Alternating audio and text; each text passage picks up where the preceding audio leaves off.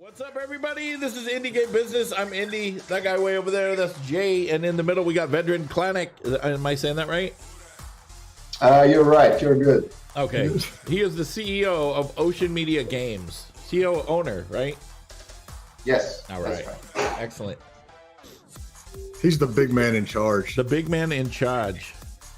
So I've known Vedran for 10, 12, I don't even know how many years at this point. 11 years. And, he has now managed to do something that I wasn't even able to do, despite the fact that I like to think I know the industry pretty well. He has not only, navigated Ocean Media through, years and years of survival in the industry, which is one achievement, but they have transitioned out of completely doing work for hire and contract work into doing their original titles. And if you have ever tried to do that, it is extremely difficult. That was the downfall of my first production company, was trying to make that transition. So he's going to share some tips and advice and secret sauce along the way. But Vedran, why don't you start out by, telling us how you got in the industry in the first place? And then walk us through your career and what you've done, because aside from being CEO, you're quite accomplished as well. Yeah. All right. Thanks a lot for the introduction, Jay. Well, how I got into industry? Well, it all started in 1987 when I started programming on C64, So it was really a long time ago, and I was a kid. So how do you get from that point to the point where you really end up in the industry?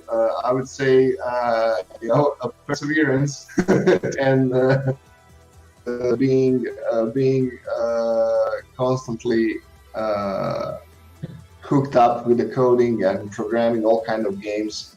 I was actually lucky enough that I was able to witness the whole transition of technology from 8-bit to where we are now, 64-bit. I lost track somewhere, after the N64 stopped naming them. I don't even know anymore. It's funny though, because myself, you, and Jen, that was on here, the executive director for the IGDA, and I imagine it's because we're all that same generation and age, we all got started on the Commodore 64 and went from there. So anyway, all right, sorry, go ahead. So I pretty much, I developed so many games through the 90s, but that's really, my, I would say, amateur programming era. And during the 90s, I had graduated the university, and actually it was really certain circumstances. I got the first job at Crow Team to work on a Serious M2. Well, that was really first they were looking for a physics programmer. I just graduated aerospace engineering, and actually my specialty was numerical physics, and still is. So, and a friend of mine, actually, who I went with to high school, we were going to the same class. He already got a job there, so one thing to another, and got the job interview there, and 2 years later we had a whole new 3D physics engine for Serious M2, which I developed. Well, it was not really all my effort, especially with the great help was with the technical director, of course, and all this. But that was my first job in the industry, and the first big thing that I did there. The thing is that at that time, really, the company was able to, I would say, afford themselves. I think, I have no idea. They never told me later if they were able to afford it or not. But we did that. We actually did the 1.5 year of a dedicated research to really create something new when it comes to the first-person shooters in terms of interactivity and all this. So just to remind you, so at that time you really didn't have any advanced physics in the games unless you were able to license Havok, which was crazily expensive. We are talking about 2003, 2005. So at that time there were no physics chips and stuff like that. So what we did in Crotin, we have actually created the new core solver. I'm really gonna go very technical about this because it's important. It's important, and it's important, I would say, for the people who get what that is. I personally think it's a part of the history in the games industry. So what we did, we created new core solver, which was contributed during the development of Serious M2 in the open source project Open Dynamics Engine. And it's called Quick Step Solver. So I'm actually the guy who made the Quick Step Solver. And after that, after 2005, you have a use of Open Dynamics Engine as an open source solution. There was an explosion of games from racing to all kind of other games who use that. If you ever 2D physics engine Box 2D, which is very popular, that's actually just the derivative. At the same time, there was a company which was called IGEA Physics. These guys were funded by venture capital in the US, and they were I think they were founded in Switzerland.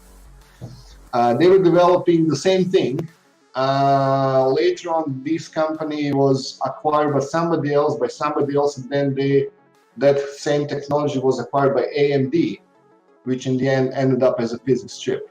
Mm-hmm. So we created practically the same technology in the same moment on the timeline in the industry, and that's it. That's for that part. That was actually a pretty big, pretty huge thing at the moment.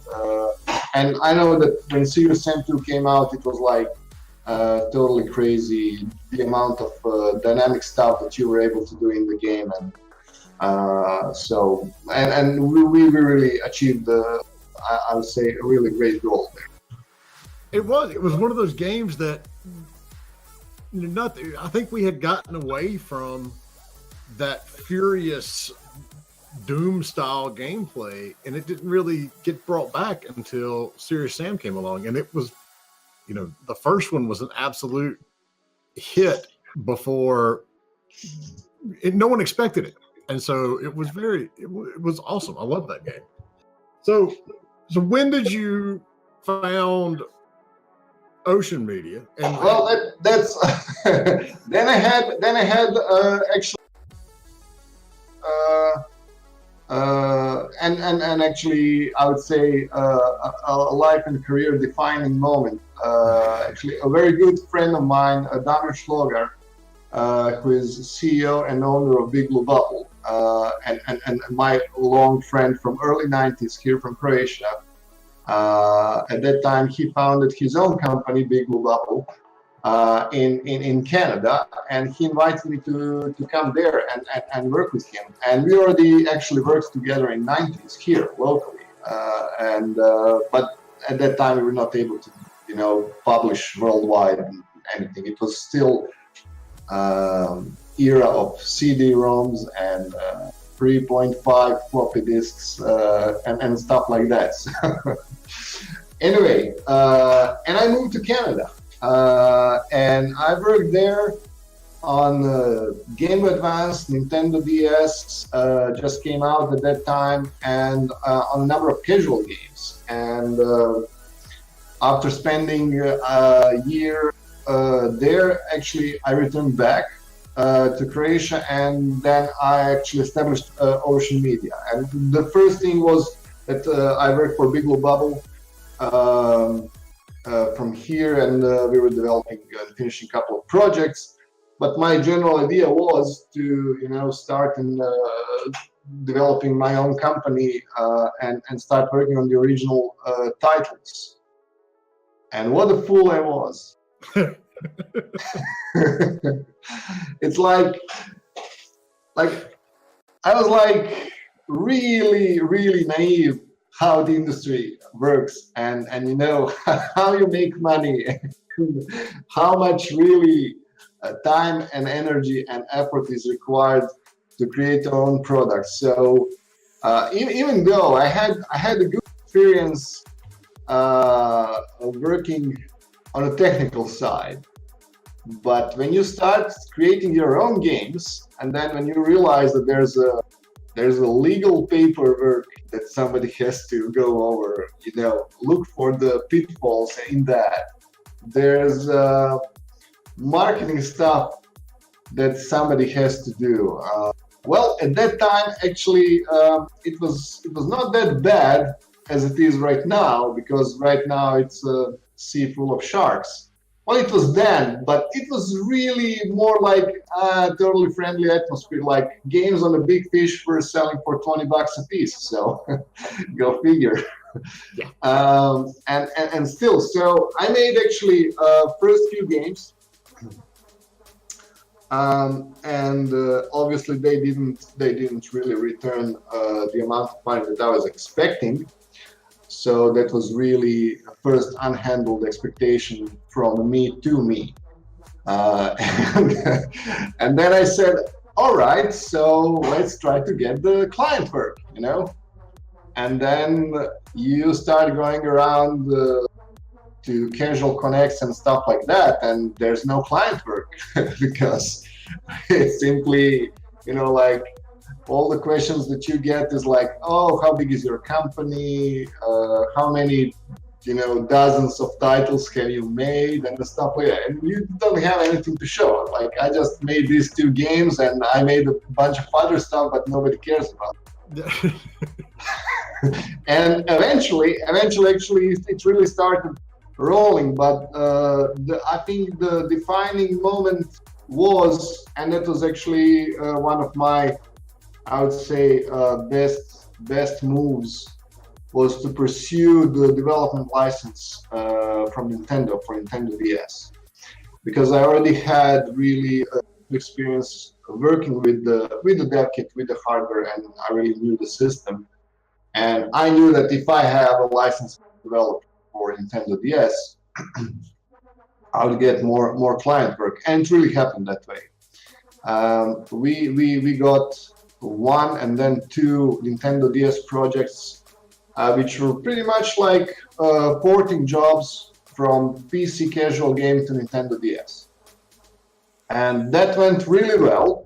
I did them practically alone with 2 guys, and like 3 of us made a ton of money. I mean, at that time, like 3 guys make like in 4 months almost like a year's salary. You know, it's like we were literally swimming in money. It's like, okay, what's gonna be next? And we just started rolling. And then one thing, what I realized, what I always wanted to do, actually, that was really in the early days of hidden object games. So we coded a prototype for a hidden object engine and showed this around to a couple of people, and actually managed to get the first job for a PC hidden object game. And then, you know, the projects just started coming one after another, which was good and bad thing. Good thing is they were really coming one after another, and like we really didn't have to even think about like what's our next project. We usually had like up to 6 months in advance. We had clients are coming up with new projects, new ideas.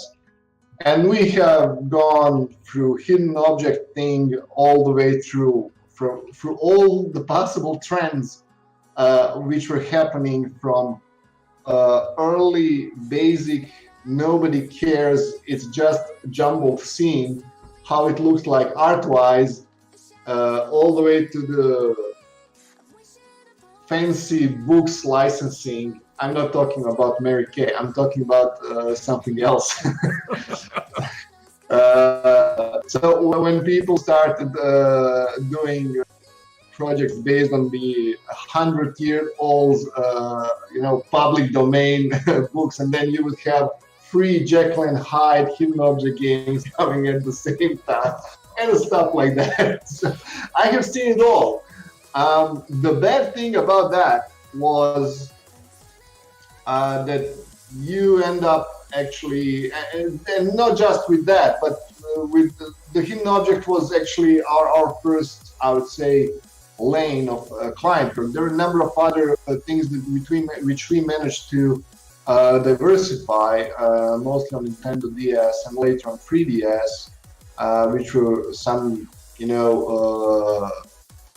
games for kids 7 to 12 years based on kids' licensed properties on the cartoons and stuff like that. But when it comes to the PC client work, and Mac was picking up slowly, you ended up being casted, and you end up in one genre, and it's really hard to break out from that. Yeah. So for years, we wanted to do time management games, and you're just not able to score any project, of time management game, because the first question was like, all right, how many time management games did you make? None, but we did like 30 hidden object games.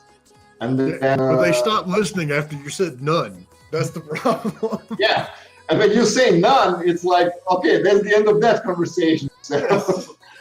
and that was the problem. And I know that it was not just with us. I know a couple of guys, who are working in racing games, and they're trying to do something else, and it just doesn't work, because everything what they get on the table is like, oh, here's the next racing game. It's like, but this one is with the Smurfs, And that, I mean, for folks that don't know and haven't been around as long as we have, that's exactly how contract work goes. Yeah. I mean, and you do get situations in the casual hidden object time management bubble that was going on 10 years ago is a great example. It's like, we were sitting there churning out these games as fast as we can. And, that's where you and I started working a lot in depth together. But as a contract studio, there were so many other companies that were willing and had the capability of doing it, quality aside, because a lot of the games that came out were just bad, but they were done because people could make a quick buck on them. If you didn't have experience in that genre, no one wanted to talk to you because there was somebody else who did. And so it's a very dangerous place for a developer to be in, because like you said, if your focus is on hidden object games and all of a sudden that hidden object game genre goes away, then what do you do next? Then you transition. Exactly. To something, but you don't know what it is. No. For me, it was a really specific time between, I would say, late 2011 to 2013. That was the time of the wars for the ocean, I would say, because over the 5 or 6 years that we had really steady business, I realized actually the idea of how I would base my business and the cash flow, and we managed to do that. And we actually managed to do 2/3 of the idea. For the full to realize full idea, we simply didn't have a capacity. Because I realized that we are getting a lot of DS jobs for Nintendo DS, which was great. I realized we were also getting a lot of PC casual games, 90% hidden objects. There were some puzzle games, but they were really minor jobs. And I said, okay, the third source of revenue, we should start doing something original, something on our own. And try to push that to the same distribution channels that all these our clients are doing. And that part we actually never managed to do, because you're really the client work really eats you up. First, it eats your focus, it eats your energy, and in the end, it even eats your profit. Because sooner or later, you're going to end up in downtime between the projects. And what you earned on some other projects, you have to spend that for the paychecks and for everything else between you're getting to the next project. And that never happened. Actually, we really did managed to create one hidden object game, which is even not that badly rated, even still exists on the portals somewhere in 2011, which generated really good return on how much we invested. But all the profits were like totally eaten up by, our downtime at the time. And then we are entering in the era where Nintendo DS is dying. It's practically, when Nintendo Wii came out, Nintendo DS vanished overnight, literally. And that was like 6 guys who used to work on that. I was simply not able to, secure anymore that, source of revenue there. So we managed to transform to some maybe a little bit bigger casual projects and all this. But at the same time, you had casual games going down from the price point $20 in 2007, 2008. In 2012, they were to $2.99 on Big Fish. Yeah. And then you had to fight to get the collector's edition so that you get featured for like $14.99. But to get in the position to be a developer to create a collector's edition, that's really quite a quantum leap in terms of business. And at that time, I realized that there are 2 things which can happen. Actually 3. And the third really happened. One thing is, and I actually didn't expect that third is gonna happen. First thing is, like, DS is going out. For Wii, you really needed to have a little bit bigger team because it was more serious console, practically like a PC, and you required a lot of different resources, and you had to have a 3D engine, which we didn't have at the time. And so I said, one thing is we're going to go out of business. That didn't happen. Second thing is there's going to be an investor who's going to come up with a pile of money, and he's going to buy a company that I'm going to present is not dying out. And that didn't happen. And the third one is we're going to shift as a company, and we are going to start making our own games, but I have no idea how. With what money and with what people. And actually, the whole transition looked... You remember the movie Stargate from the 90s? Yeah. Well, it's something like that, at one point you're here, and then you cross through the time gate, and then it's just, pharaohs and so it's like you enter with a team of 15 people, you go through the vortex, you end up there, and the 15 different people that you don't know stand beside you, and you're now working with those guys, and you're making games, and it's a whole different setup, and it's a whole different team. And it somehow really works already for like, I would say, good 4 and something years. Now, so what actually had to happen is the whole transformation of the team, because we couldn't afford the paychecks, so a number of guys had to go. And over the time, these guys were pretty much some other people took their roles, which are either freelancers or the contract workers that we used to work with when we needed like an extra hand on the projects during the production. And somehow you end up, working on, your original titles. Now, how do you work on your original titles? Well, basically, if you want to do that, you need to continuously think about the ideas, what is that you want to do. And I was really doing that from the day one that I, started my company. So I had ideas what kind of games I want to do. Now, there was really my ideal transition looked like the way how I was picturing that for myself in my head was, all right, so we are going to do a client work. We're going to do a couple of really high-profile projects. Those projects are going to end, and we are going to pile up enough money that we live for a year to make an indie game. It just doesn't happen. Yeah, all right.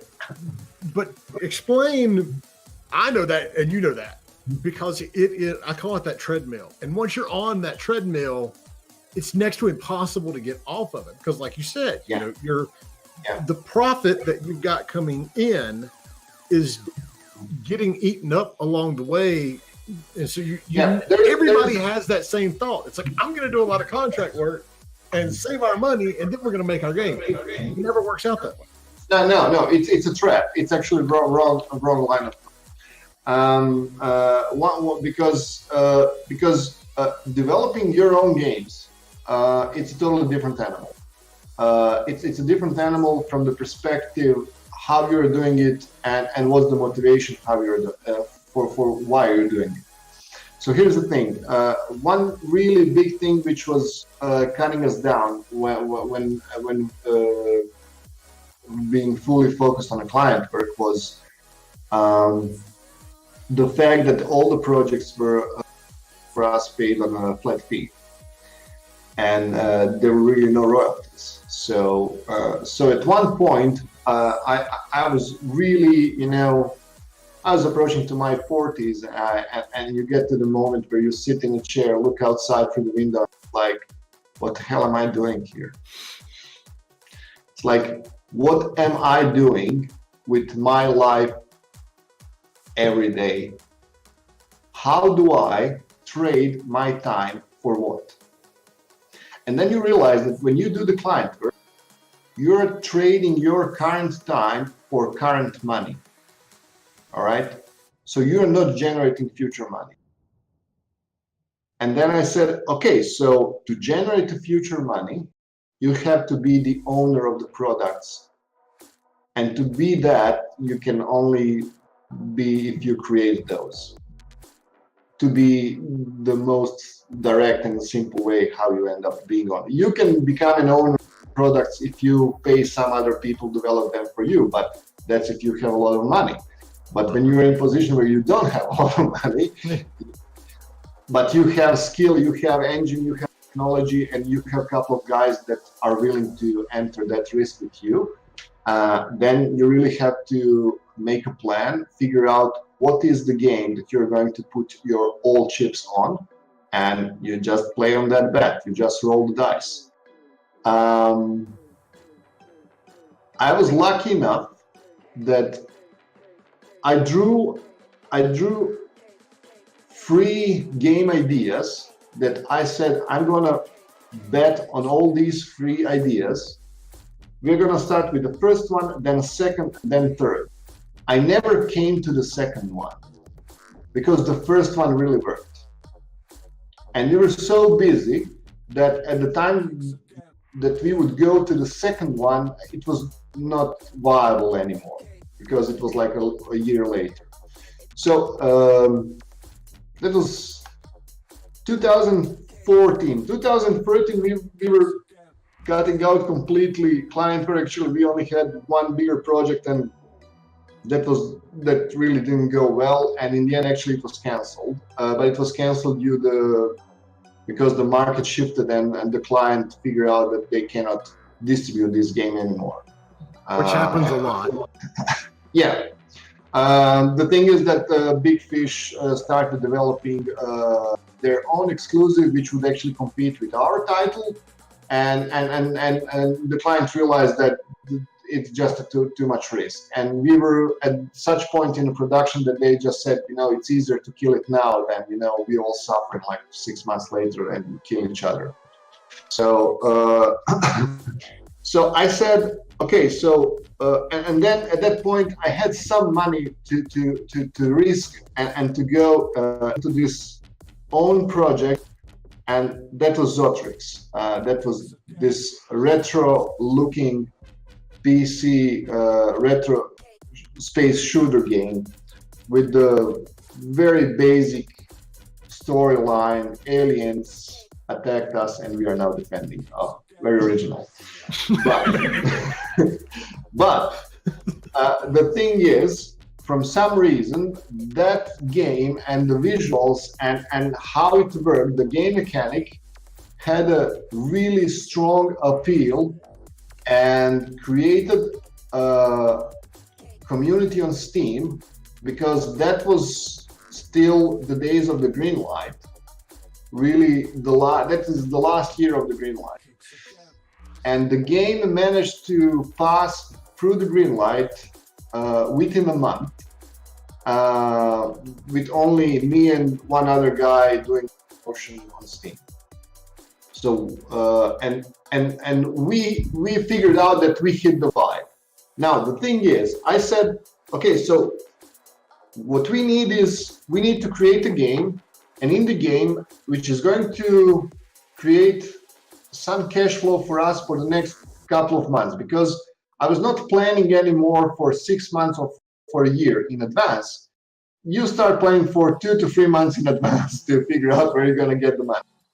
But the idea was that we need to do that very quickly.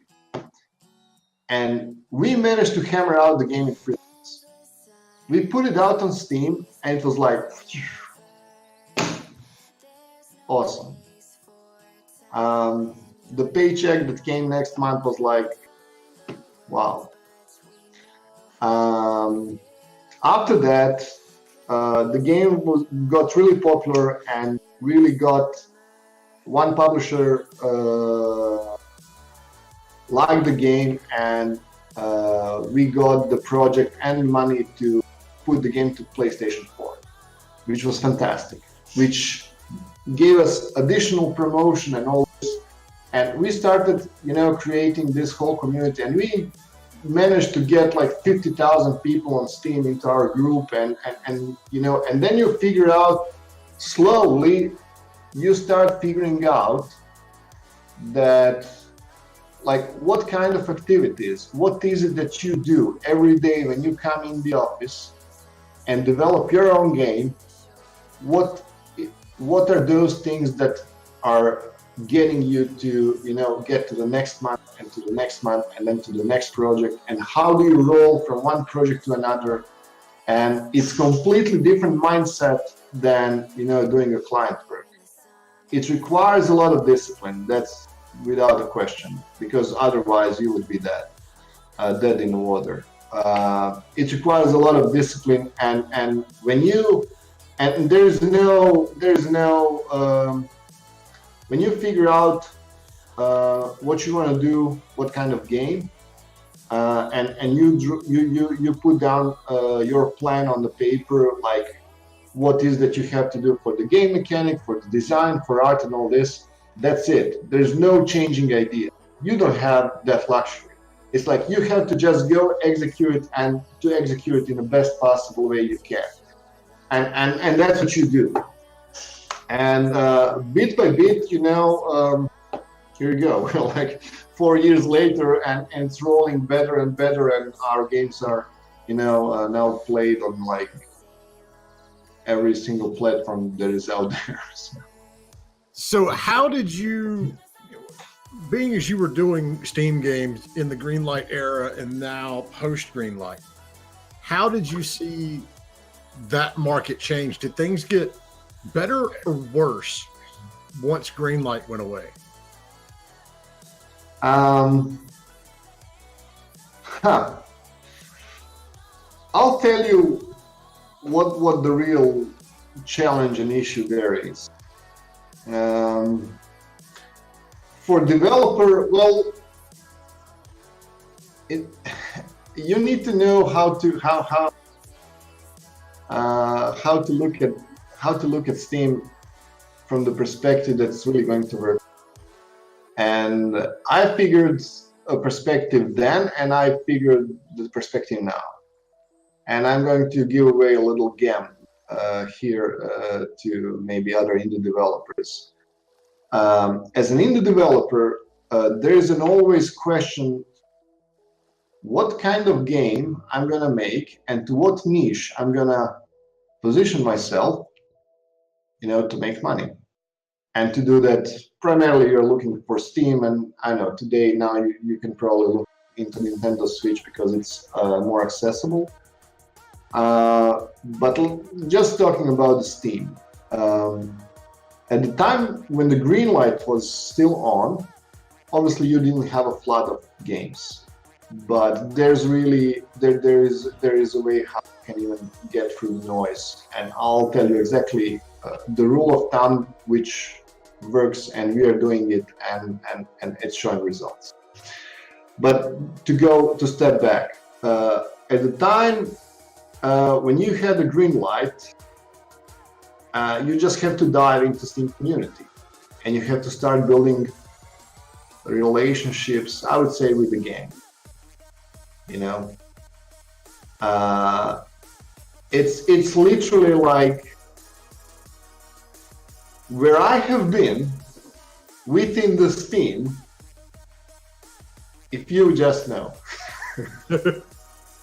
To what kind of people I was talking to from Russia, Brazil, Argentina, China, and what kind of underground businesses they run on Steam and on the side of the Steam. That's insane. That's hard to comprehend how that works, how that operates. Are you talking about to get things greenlit? That's one thing. The other thing is how people are trading stuff on Steam. One of the big problems of Steam, and Valve really doesn't want to admit that because it's part of their belief, is their ecosystem with the items and trading cards and how you can monetize them. If you would just know what kind of business cases people make, just based on those ideas, how that works, that's freaking insane. We are talking about the people who are running farms of bots and that's how you get the idle games as a genre on Steam, where you have people are running like 10,000 virtual Steam machines playing idle clickers to drop the trade cards, and then to automatically have other bots and scripts who are combining them into items, and then they go back on the Steam and then trade them and make money. It's like insane. So there are so many things that you can do there. And once you realize that actually you have to somehow touch that crowd as a developer to figure out how you can ride on their wave to promote you within their communities. So that's one part which happened at the time when the green light was there, and there were all kind of things which you can do, how to greenlight your game and all this. I'm happy to say that we really didn't have to do that. The game was really successful on its own, and there, especially the second idea, which was greenlit, but we never made it to the game. It's called Ice Cream, but that's a different story. That's a game which is 10 years in making now. It's on the level of prototype since 2007. It's incredible. One day it's gonna come out. So after Greenlight, you had a flood of all these crappy games, which are all done just for the purpose that I just described. They're just used for the virtual Steam machines farming and drop-in trading cards.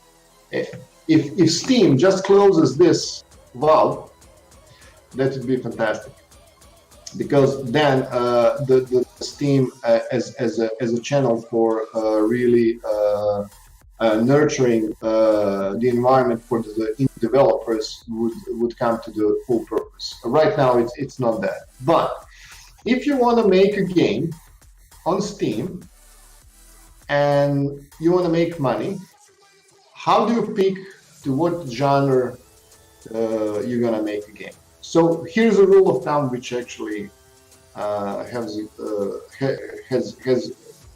good gives you a good way in direction. First thing, what a lot of people would say, oh, I'm going to use Steam Spy. No, you're not going to use Steam Spy because it's crap. All right, Steam Spy is absolutely unusable. Whoever thinks that it's usable is just the Spy. All right. So, and everybody else wants to be cool like that guy, and we are searching now. It's just crap. Disregard the show that we did talking about Steam Spy. Yeah, I was going to talk to you about that, Jay. So, all right, here's a question. And because, I use Steam Spy, but I don't use it nearly as much now that they did Steam did the crackdown on it. Here's a question. So, why do you use the Steam Spy? And why do you because there's no other data that anyone can get outside of MPD. Data? For example, what data are you interested in? The old MPD data we used to get. But you don't get that in Steam Spy. God, no. No, MPD doesn't get it anymore because so much of it has gone digital.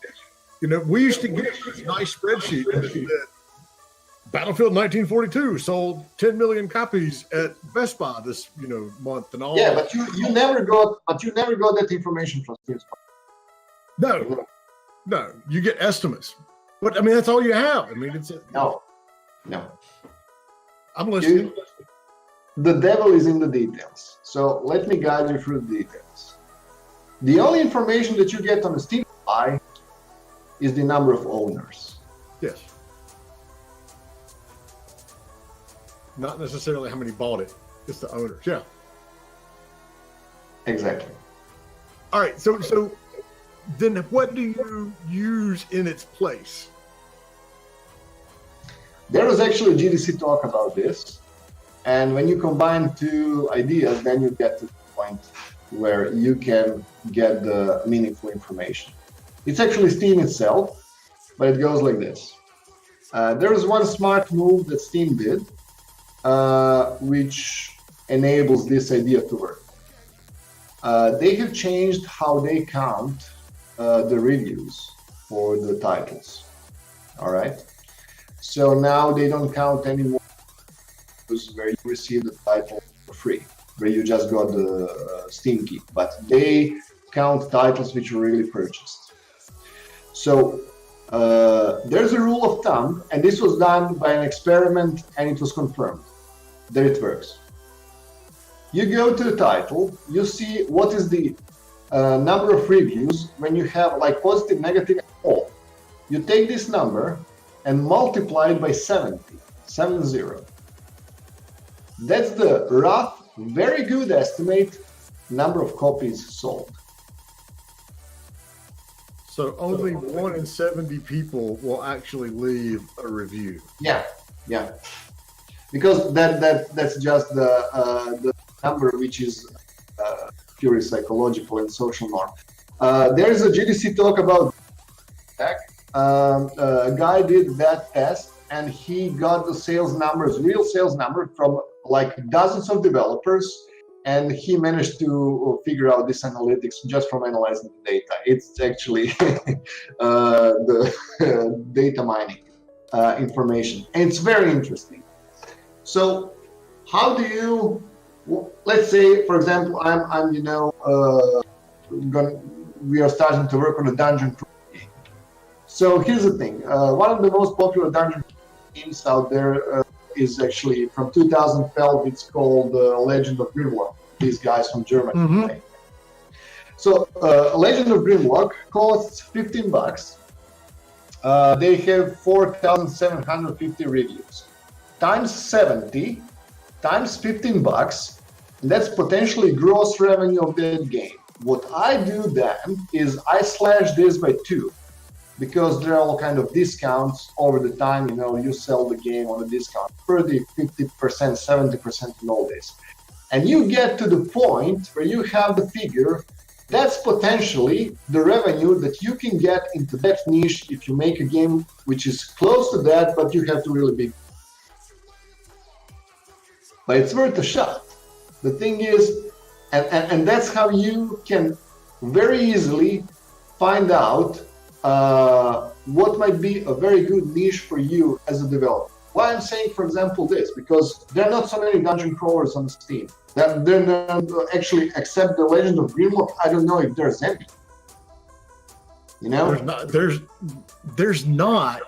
There's some in development, but it is one of those genres that, ironically, almost got tubed by publishers, but now is back. Yes, and it's interesting that this genre is getting back, but the potential revenue for that is $2.5 million. And that's the reality. And I just digged you exactly the niche where somebody, can go and now it's all just, a question of you as an indie developer, like, okay, so there's a potentially, a treasure of $2.5 million. What does it take for me to create a game like that? Like, does it take like $20,000, $50,000, $100,000? How do I do that and all this? Because let's face it, like these games, they're not that hard to make, especially today. I made one in 90s when you had like only 1 megabyte of RAM. It was very hard to squeeze the whole dungeon in the memory. But today, with like, 32 gigs of RAM on a gamer's machine, it's like easy peasy. So it's much easier. Pophead's got a question. Do the positive negative review ratio, does that affect that 70 times multiplier? No. Oh, really? So Yeah. it's just the amount of reviews then, right? Yeah. Yeah. Because obviously somebody's probably even more likely to leave a bad one than they are a real one. I mean, a good one. Well, of course, yeah. That happens. So but that thing works, and I can confirm that on the games that we release, that's very, very close. It's rough, but it's very good estimate. It really works like that for now. So that's how you can cut the magic question is, how do you do that on Apple App Store? On the App Store, on the Switch, on the Xbox, all the other platforms that you have to release on. The thing is that there is, because here's the thing, there has to be a number for every app store, for every platform, because it's really it's a social how should I say it? It's a social thing that people, they want to leave the review, because they want to leave the review from a couple of reasons. One reason is because most of them, they're jackasses, because they leave the review. So that's those. And because they have to look smart, and all kind of other things, what motivates them, nobody knows that, even psychology. But if you combine, all the amount of reviews, and you compare that, and I can sure that the digital publishers who are in charge, they can figure out exactly the correlation between units sold and the number of reviews and all this, and there has to be an X constant number on every platform that works like that. So somebody who has 20 or 30 games can probably go out and figure out what's the number. And based on that, you can just go ahead and have a safer estimate, because if you don't want to pay for, App Annie or whatever is of the... Which is ridiculously expensive. Yeah, I know. So for a little indie developer, you have to, think smart about things like that and come to ideas like this to to get your way, and there's no other way. So it's indie way or there's no way. Yeah, App Annie won't even give you a price until you call and talk to one of their salespeople, because they want to know how much money you have. Yeah, but the best thing would be just to call. Wait, you cut out. Just to call where? To call them on your yacht, for a dinner. Yeah. And then they would say, "Oh, you're granted. You're granted. Like, 100,000, no problem." It's absolutely, and it is. I mean, that's part of the problem, is that these developers don't have access to that kind of reviews and to that kind of market knowledge, so they can't really make informed decisions, and it creates this cycle. So, I love the insight on if Steam would get rid of the Steam cards, which I don't disagree with you. I don't see the point in them other than fostering, a gray market, black market, and encouraging shovelware. So what do you think about like Discord yesterday? They finally launched their store. Humble has grown to the point that, they're a very viable partner now. How do you feel about, the other PC platforms for sales in addition to Steam? Well, here's the thing. I don't have any experience with any others, and I think it's a great thing that they're coming up. Until developers have a better insight, like what are the volumes, of the players that you can reach through those distribution channels, it's going to be hard. I know that they're like Humble is big and all this, but Humble has a whole different philosophy on how to get games to the people because of their high volume, low priced bundles and stuff like that, which is their majority of purchases. I wouldn't say that there are people. Actually, I would say that there are, but I know, in my opinion, from what I hear from other people and how people look at that, if you're buying games on Steam, you would not go to buy your game on the same price on a Humble bundle.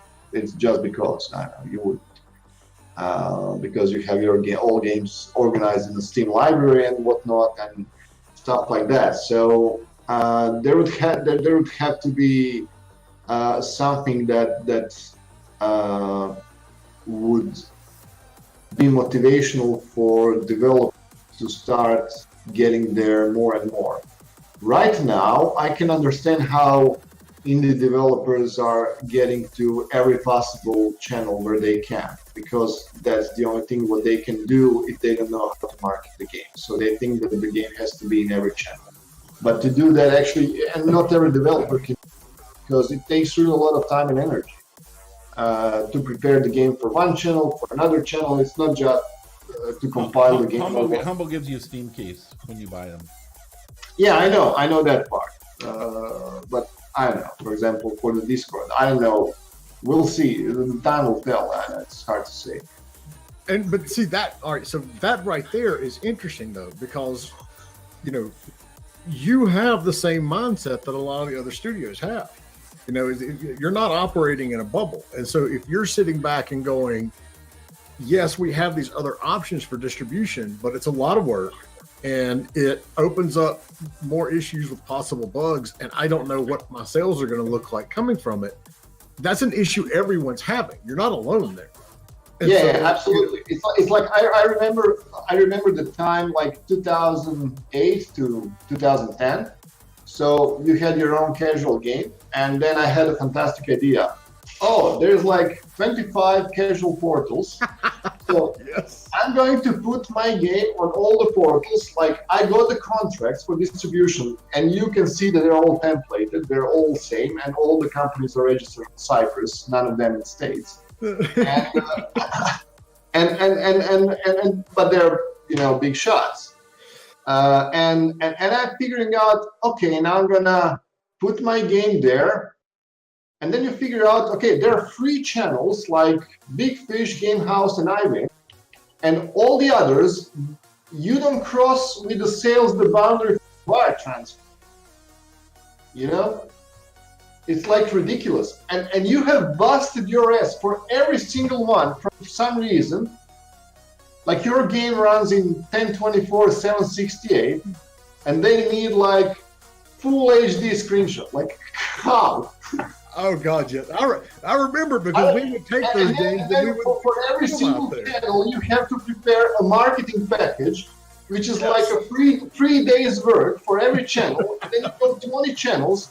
You worked like almost 2.5 months to get the game out, and then from like 19 channels you don't get a dime, like for years. Nothing. I just got from Amazon. This is amazing. I just got from Amazon. I got real paper check on $35 because some of my games sold on Amazon. And I went to the bank today and they said like, oh, we're not taking checks to the companies, you know, like for the last 3 years because European Union just said like, you know, and we are not doing that anymore. So it's amazing. Oh,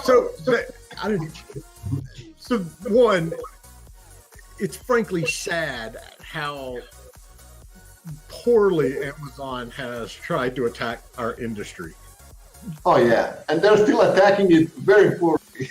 Yeah, and you and I have experience working with Amazon directly, and this isn't a shock to us because we see how they manage projects. But, oh yeah, I remember. You're talking about the flashcards, right? Yes. God almighty. But, you know, they're sitting there with, what is the statistic? It's like 10 or 15% of any kind of purchase made online is purchased at Amazon. It's a ridiculous number, but they haven't been able to put a dent in Steam. And I had a little bit of hope for them when they did the, you know, here's the free with Prime and the Twitch stuff, and they had their own little executable to run Twitch. And then, you know, I didn't use it, and nobody uses it. Everybody still uses the website, and you're not selling games through there like you could through, you know, through whatever. And part of it is, people have, and Indy and I talked about this yesterday, people have their library in one place, and they don't want to have to go. I mean, I look at the side of my monitor, and I've got Battle.net, Itch.io, Utomic, Steam, Epic Launcher, and Discord, and I'm sure there's one or two that I can't even see because I have Windows open. Yeah, well, you probably don't have Origin. I do have Origin. It's just I can't see it right now. It's I do, and it's, you know, a pain in the ass, and so that's a very realistic problem. I think Discord is setting themselves out a little differently because, one, you always have most of us always have Discord open anyway. You're not opening something else in order to play a game. And they let you import everything into I haven't done it yet because I don't know how many hours it will take, but you know, you can import your library so you can run it from the Discord thing. But, you know, getting people to jump to another platform or another application to buy games is a gigantic pain in the ass, unless you're somebody like Epic that says, hey, you're going to be playing Fortnite anyway, so, you know, open this up, or Blizzard with Battle.net, which is but that's a whole different story. That's a different ball game right there. It's like, why would they even want to be on Steam? Well, they don't have to be. That's the thing. Exactly. Yeah. So what do you think, looking back, is the best decision that you've made in the last 5 or 10 years in terms of moving Ocean Media to where it is now? The fact that I really decided to move. To what? The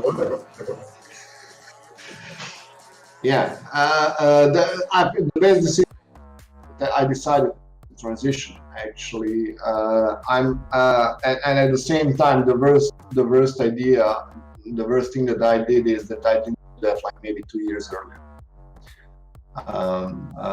That's the whole thing. But that's, for example, from current perspective and from the wisdom that I have now. But looking back, it's really hard to say if I really could, because of the circumstances of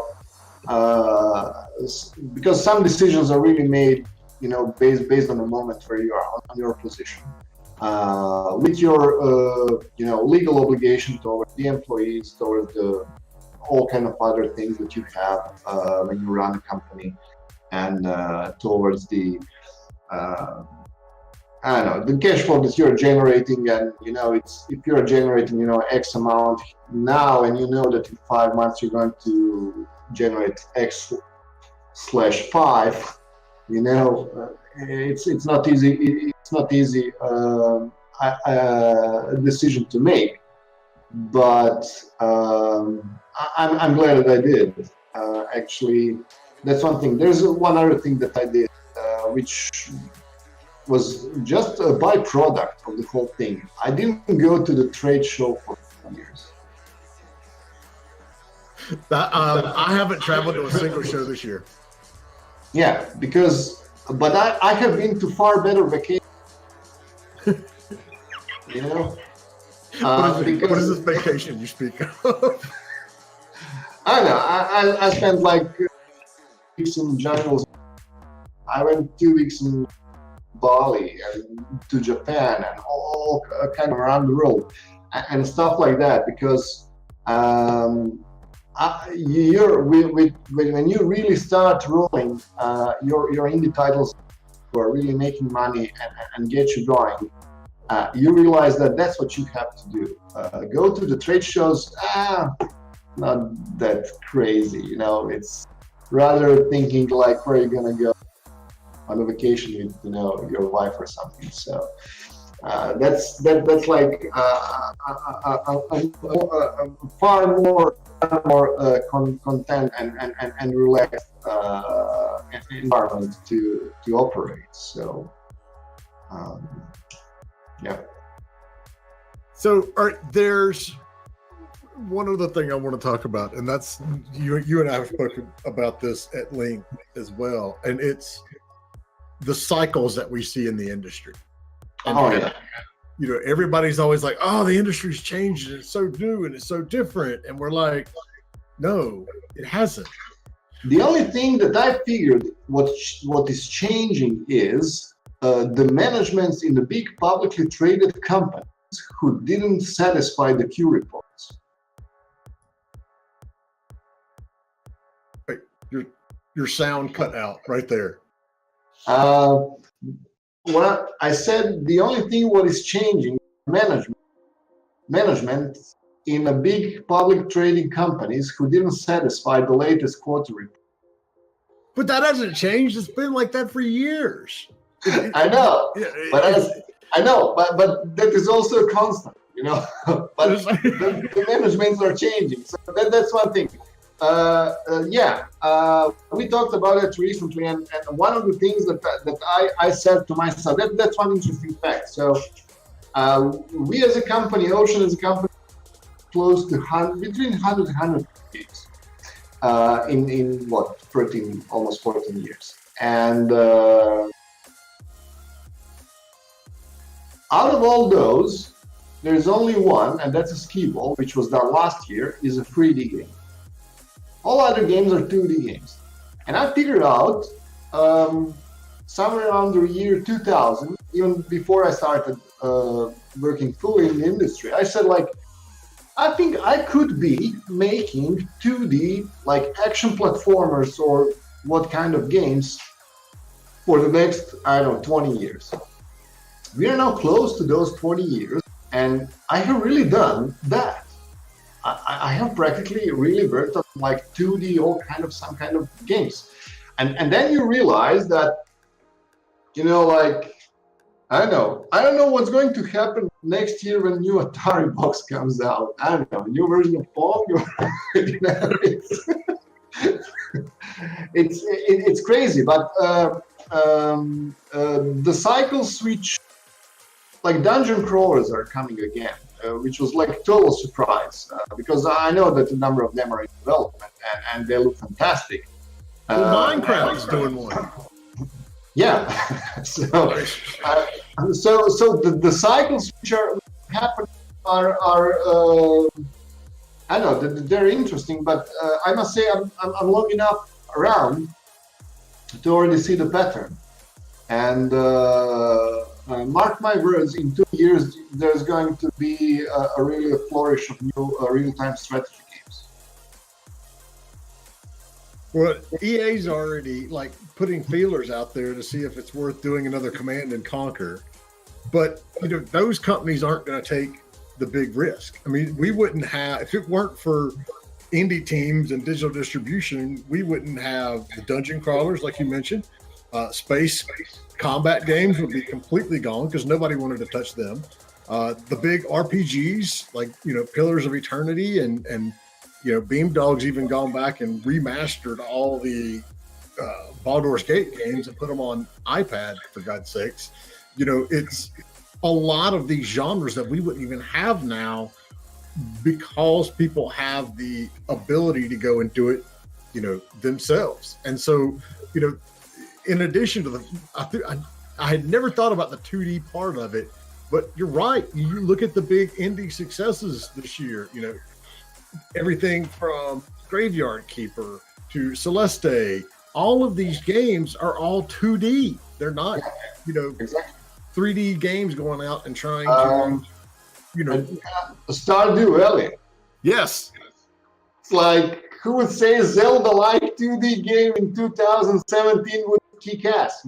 I mean, and even that is building off of the old, time management games and the strategy games that we did in the casual world.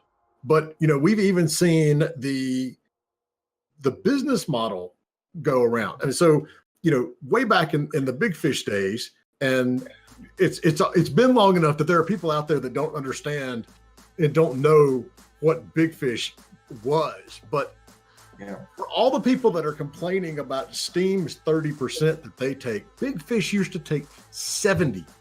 You, as the developer, got 30% of your money, not the other way around.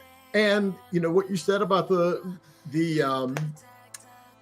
collector's edition is right. They drove the price down, and then you had to do a collector's edition, but they wouldn't even sell your collector's edition unless they approved it.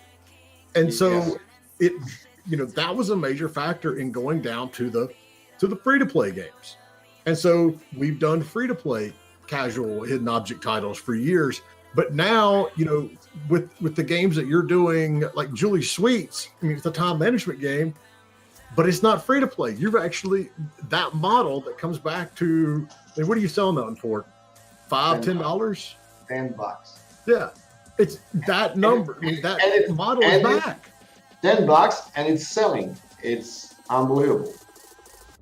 So, I mean, it's fascinating, the fact that we keep having these cycles, but nothing really changes at the end of the day. If I agree, I would love to have seen Discord come out and say, we're not going to take 30% of the game, we're going to take 10 or 15 or whatever, because in a sense Tim Sweeney has a point last year when he was like, these companies take too much for basically just doing a transaction.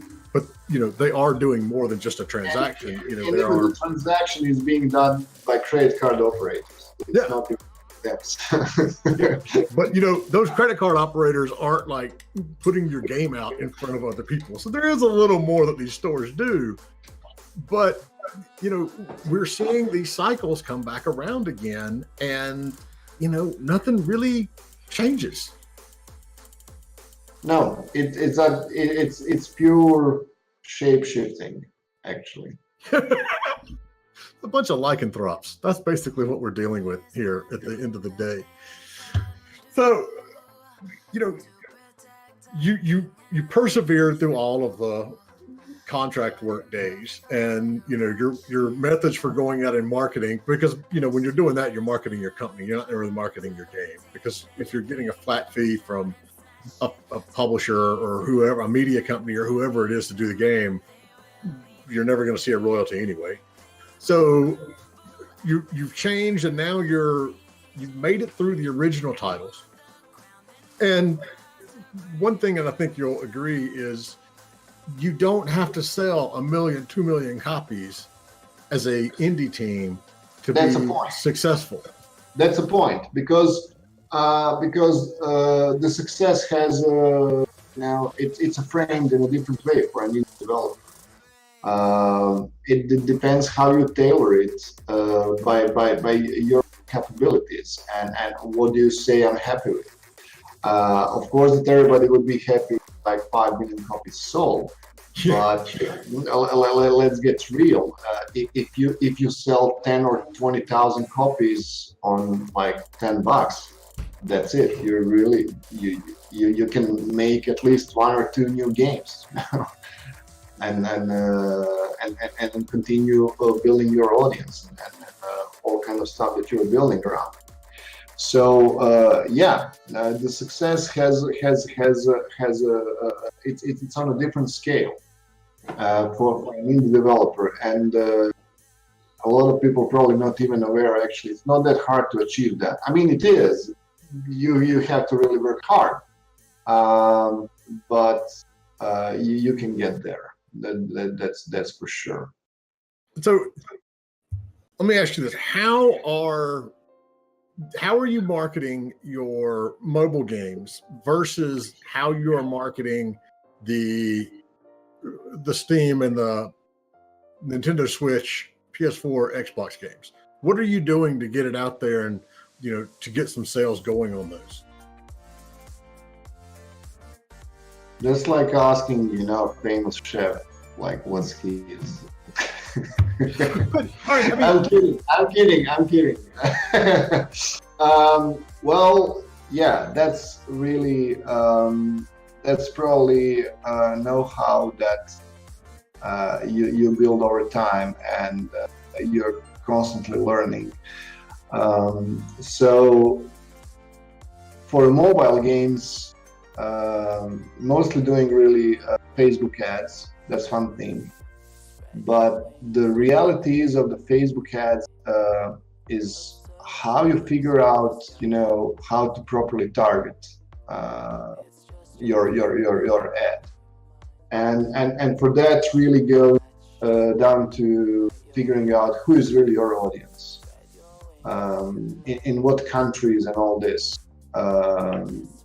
Now on the mobile side, even small and indie developers, they have a lot of tools which are free available for integrating analytics and all this, but the reality is that nobody tells you, like everybody you have like 10 different analytics services which are free, which you can integrate in your mobile game. And then what? Like a lot of people even don't understand what are the cohorts, what are the segments, and stuff like that. So you really have to dive in and figure out how that works. On top of that, what we started doing recently and figuring out is something which really high-profile companies, they have like a number of people and the whole departments employed just to do how to focus your marketing and how to track properly your dollar spent on your audience, on your channels. Actually, in other words, how to the real attribution trackers and combine them with your advertising campaigns. And we started using user acquisition through advertising networks. So there are a number of them, so I'm not going to advertise any of these. Everybody can Google those, and a number of those are really free and easy to integrate. But it really takes time to figure out all the pieces of puzzles. How do you combine the marketing mechanism? So when you put $500 to the Facebook ad, that generates like $2,000 or $3,000 in sales, for example. I would say that's a good result. If you manage to do that, then you're figuring out. To do that, honestly, you really need to, and it goes back to the whole philosophy of developing your product and about your price point in a mobile space. First thing is, I don't think that indie developers should price their game less than $5 on App Store. That's one thing. The other thing is, when you price your game $5 or $10, you have enough margin to spend for the user acquisition. Because here's the thing, something that a lot of people know or they don't believe. Once you start doing user acquisition, it freaking really works.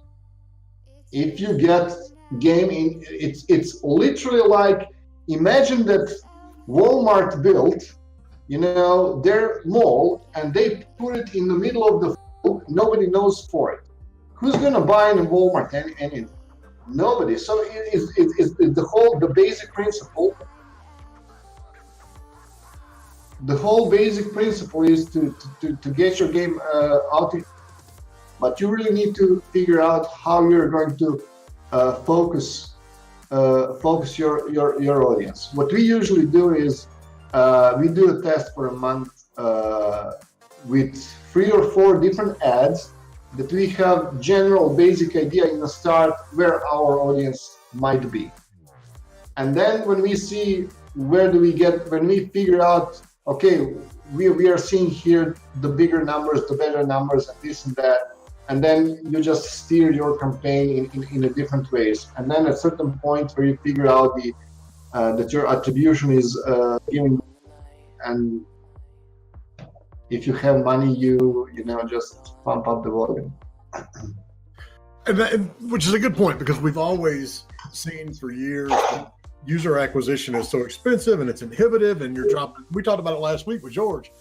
They're dropping 6 figures on user acquisition, but they're doing that for free-to-play games. And so it's much easier when you're doing it for a premium game, because the breakdown is much more clear in terms of this many people are going to download it and your conversion rate is going to be X. And so you can figure out what your cost to acquire somebody is. Doing it for a free-to-play game as an indie developer, it's crazy. If you don't have or don't know somebody who can show you how to do that, it's suicide. You simply can't do that, because that's literally like walking on a thin line. Yeah. It's one step and you're done. And you don't have the money to make an impact anyway as an indie dev. You don't have $300,000 a week to throw into, user acquisition. So. Oh yeah, absolutely. All right, Vedran, I've got to get ready to roll because I've got to go pick up the little one from school. Dad power. Thank you so much for being here. It's awesome that we get to share this knowledge. Do you want to come back on Halloween and talk about industry horror stories? Ooh. I might.